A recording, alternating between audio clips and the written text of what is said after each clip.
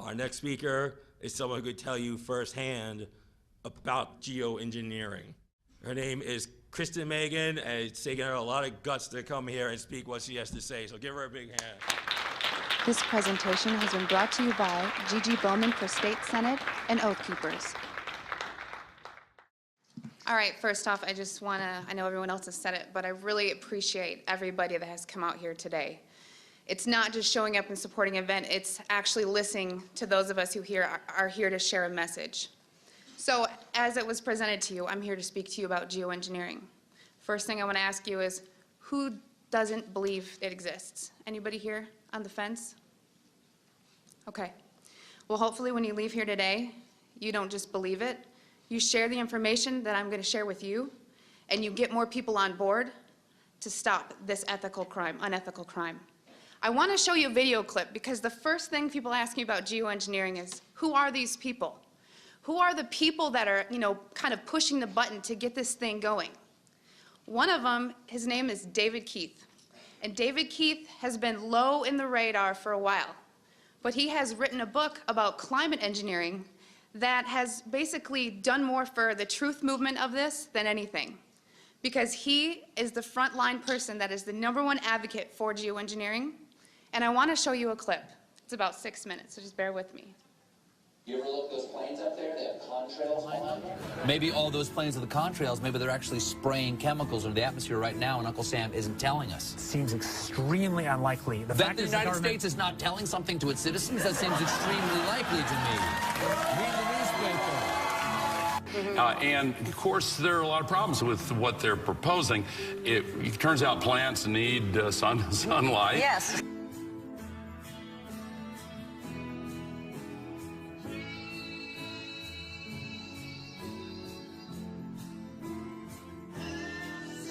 Have you gotten some grief for suggesting this? Sure. I mean, this is like writing a book as the case for leprosy. Well, first of all, let me ask you this question, because there's a rumor, I don't know if this is true or not, that some scientists are trying to figure out a way to block the sun to try to slow down global warming.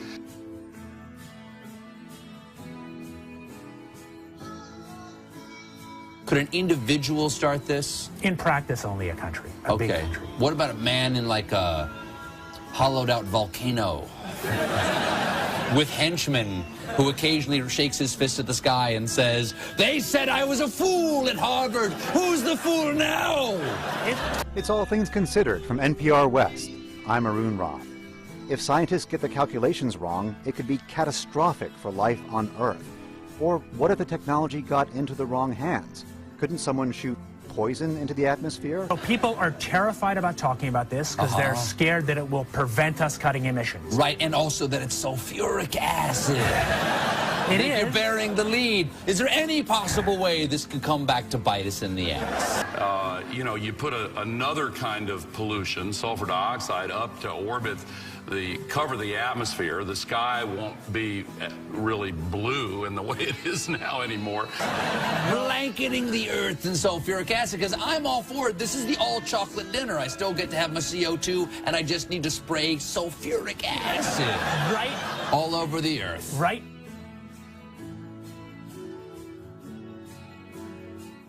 But we put 50 million tons of sulfuric acid in the air now as pollution, and it kills 1 million people a year worldwide. Okay, and that's good or bad? It's terrible. But it'll be better if we put more in. So if it kills 1 million people and we're only doing 1% more, we're just killing 10,000 more people. You can do math. So killing people is not the objective here.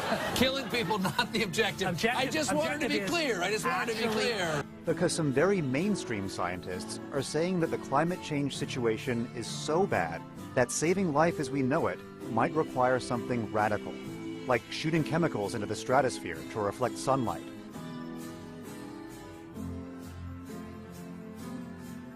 This is the kind of stuff I wake up sweating about. Exactly. Well, it's your goddamn idea.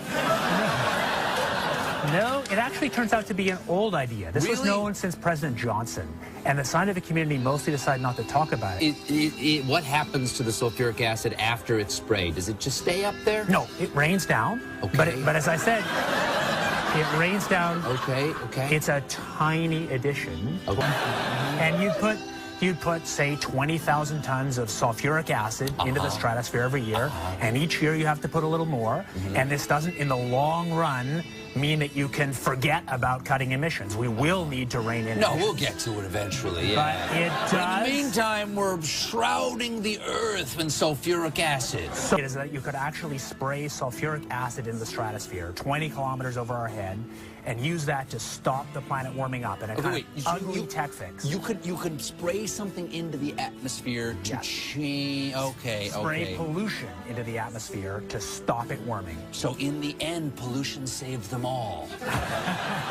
We owe pollution. We owe acid rain an apology, is what you're saying. It would be a totally imperfect technical fix. Okay. It would have risks. It wouldn't get us out of the long-run need to stop polluting, but it might actually save people and be useful. The sky won't be really blue in the way it is now anymore. The chemtrails are being used in conjunction with HAARP. By spraying metal oxides into the air above enemy skies, then directing ELF waves from HAARP to heat those metal oxides, the temperature of the sky is raised to more than 100 degrees Fahrenheit, preventing the accumulation of water vapor that would otherwise form clouds and produce rainfall. So I wanted you to see that video because I wanted you to have a face for somebody who's actually out there violating the ethics of their job to promote geoengineering. I'm going to talk about geoengineering, but I want to share a story with you. Every time I'm asked to speak, I public speak for a living. I'll go into that, but I don't get nervous to speak to you. What I get nervous about is not getting emotional telling you my story. Because in 2002, shortly after 9/11, like a lot of military veterans, I raised my right hand and I took an oath to the Constitution to hopefully do something meaningful with my life. 19 years old, unsure what I wanted to do. So I enlisted in the U.S. Air Force. My job in the U.S. Air Force was working in bioenvironmental engineering. So what bioenvironmental engineering is in the Air Force is equivalent to that of the OSHA and the EPA, if you're familiar with that. So we were an embedded liaison to make sure that we were tracking all of the aspects and impacts of the military, meaning what is the military doing and how is it impacting the environment, because we were accountable for that. Being government, we did not get any special treatment. We just couldn't be fined being another federal agency. EPA can, but not OSHA. So from the health side, it was knowing what you do in the Air Force. What does your job entail that is hazardous to your health? And I'm going to give you an example. Let's say that you were an aircraft painter. You were a mechanic. My job would go out to make sure I knew everything that you did, what you were exposed to, and how to mitigate and engineer out those hazards. Because we needed to, one, it's your legal right to be working in a safe and healthful work environment. So throughout 9 years, I worked as an industrial hygienist and an environmental specialist. There's two bases I was at that are called air logistics centers. What does that mean? It's not like a fighter wing, it's not really fun and amazing. What they did is they took aircraft that around every 10 to 15 years, they were required to be dismantled down to the last screw. So that meant every single industrial process you can think about, checking the metal integrity, making sure everything's good to go, or sometimes overhauling equipment. Part of my job in tracking the health hazards was to look at any time someone wanted to buy a chemical, any type of chemical. It was ordered through a system, and in that system, I had to go in there and say, the country we're in, we're not allowed to use this. We need to substitute it out with something a little less hazardous, while also maintaining the integrity for a technical order, meaning for that process, it says you must use, xylene or toluene to do this process. Well, I have to kind of fast forward. I want to say around 2006, I started kind of opening my eyes to how the military wasn't really what I thought it was. And people approached me knowing what I did for a living and said, have you ever heard of chemtrails? Well, I hadn't. And that sparked my interest. So I went online and I looked at chemtrails. I saw a lot of, debunking, a lot of sites that were just kind of calling it a conspiracy theory. And I thought, well, geez, this is what I do for a living. Preventive health, making sure that people are not getting sick, especially in the workplace, and by things that we're doing that can affect, human health and the environment. To summarize it, in an attempt to debunk this conspiracy theory as I thought it was, I didn't debunk it. It literally changed my life. Like I said, this is hard for me because it's not easy standing here and telling my story. One day I was going through that computer system, which if you want to look it up, it's called an Air Force Form 3952. It is the approval of hazardous materials. I was finding tons and tons of large quantities of aluminum, barium, strontium in the forms of oxides and sulfates. And of course I knew that there's industrial processes you may not have heard of, but it's bead blasting, pneumatic sanding, shot peening. There is certain medias that's similar to that is used. However, I had already accounted for that. I would sit and look at this computer system and say, this shop wants to order this paint. I'm gonna tie it to a task. We had to know what was being used, why it was being used, tracking it cradle to grave on how we were gonna dispose of it to be compliant with OSHA and the EPA. One of the legal requirements in approving these is looking at what used to be called the material safety data sheet. On that sheet, it's gonna list the manufacturer. It's gonna list some maybe acquired personal protective equipment that needs to be used or some ways to mitigate the exposures. These electronic MSDSs did not have a manufacturer name. They were very vague. They almost looked to me like somebody had made it and scanned it into the system. So I asked the question, what is this being used for? I never got an answer, so I didn't approve it. And it sat there. And then the heat came down. Why aren't you? Are you behind on your 3952s? Only a select few of us did that. So I started asking questions. And at that point, my demonization began. You know, I made my rank. I was decorated. I was a non-commissioned officer of the quarter. I won lots of awards. I had no reason for anyone to attempt to demonize me. So then I get moved over to the other Air Logistics Center. There's only 2 in the Air Force, which is in Warner Robins, Georgia. This kind of carried with me, and I thought, you know what? Should I revisit this? Is it worth it? Did I hit something? Maybe it's need to know. I started finding the same things at Robins Air Force Base. I was now doing some more investigation work. Part of what I did was to use a high volume air sampler to air sample up to, I'd say, a football field in about 10 minutes. I also conducted soil sampling because I thought, you know, if this is real and they are spraying this, it's gonna get to the ground. So I conducted air sampling, I conducted soil sampling, and I was getting high levels of these contaminants.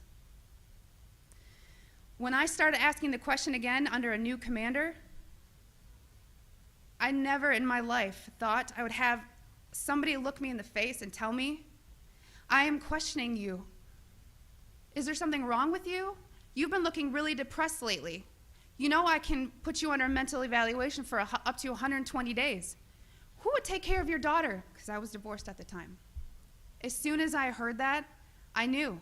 It validated everything I ever thought. And I thought, I've spent 9 years of my life trying to protect human health, and here we are violating law after law after law. Just sitting here, instead of protecting the people, we are poisoning the people. And I've never got up so much courage from that fear of being thrown in a cage, because when you're in the military, folks, you're a number. You are a number, and every aspect of your life is controlled. I was so lucky that my enlistment was coming up and I was supposed to re-enlist. I ran and did not look back, and I have been blowing the whistle and shouting ever since. And I left October 27th, 2010.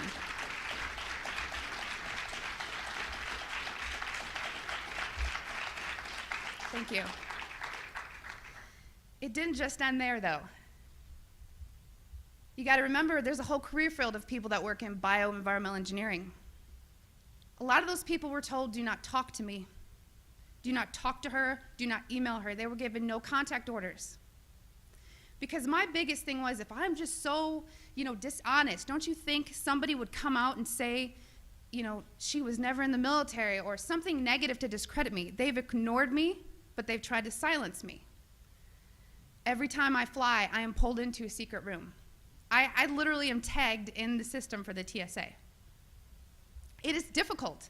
As an industrial hygienist, I do very well for myself, but it has been so difficult after leaving the federal government to maintain employment. Nowadays, everyone runs background checks on you, and the first thing they look at is, wow, here's a whistleblower. And you ask yourself, if this is true and we are spraying the people, where are the pilots? Where are the people? I don't know if you pay attention, but look at Snowden. Look at Manning. People don't come forward because these supposed Whistleblower Act protections that you have are not enforced, they're not supported, and they really don't exist. But what I want you to take from this is to understand that I am being completely honest with you, and that geoengineering is occurring, it's been occurring, it is not new, and your tax dollars are funding this. I 100% know that the US Air Force was involved, and it kind of, I think back to all these things that I never had noticed. If you don't know what to look for, you can't look for something.